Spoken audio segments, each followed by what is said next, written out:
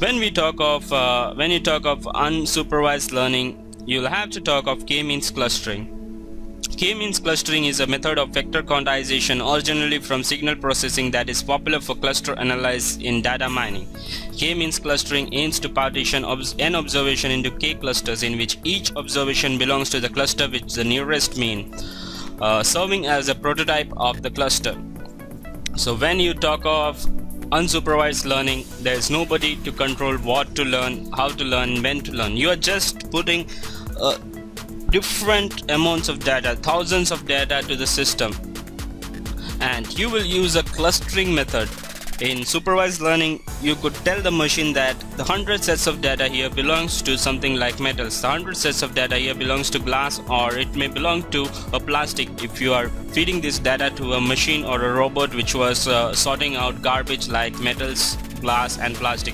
In unsupervised learning, you are throwing thousands of different data at the machine and you are building algorithms which will work on its own to bring out the meaning from the data without telling the machine what to do or how to do.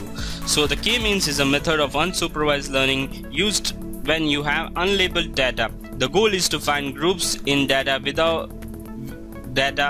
with no number of groups represented by K.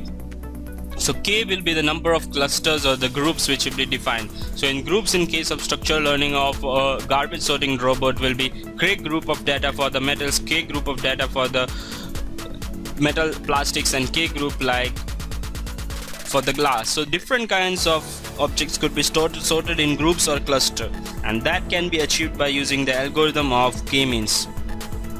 So some examples of the application of K-means clustering, not in machine learning or artificial intelligence, but it could be in data mining. So some examples could include behavioral segmentation, or segmentation by purchase history, segmentation by activities on application, website or platform, define personas based on interest.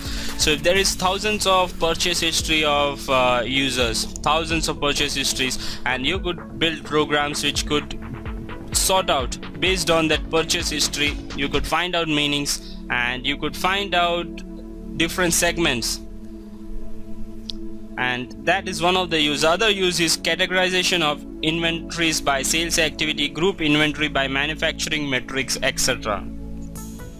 So such kind of classification is possible by K-means clustering, and it is one of the methods which is used in unsupervised learning. The algorithm K-means clustering algorithm uses iterative refinement to produce a final result. The algorithm inputs are the number of clusters and the data set.